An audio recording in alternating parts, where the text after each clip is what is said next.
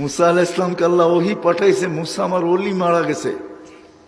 কোথায়? জঙ্গলে। কি করব? জানাজা পড়াইতে হবে। তো বলছে একা জানাজা পড়ায় তো পড়ায় কি করে? বলছে বনি ইসরায়েল নিয়ে চলো, কারণ নগদ না দিলে তো ওরা যাবে না।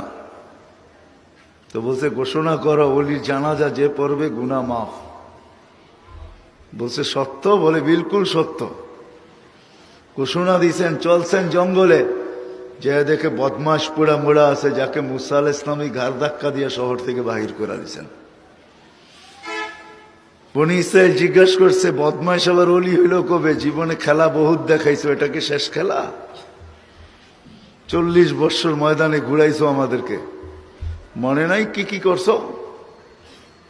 কি কি করছেন মনে নাই আপনার? 5,87,000 মানুষ আমাদের মারা গেছে, এটা কি শেষ খেলা?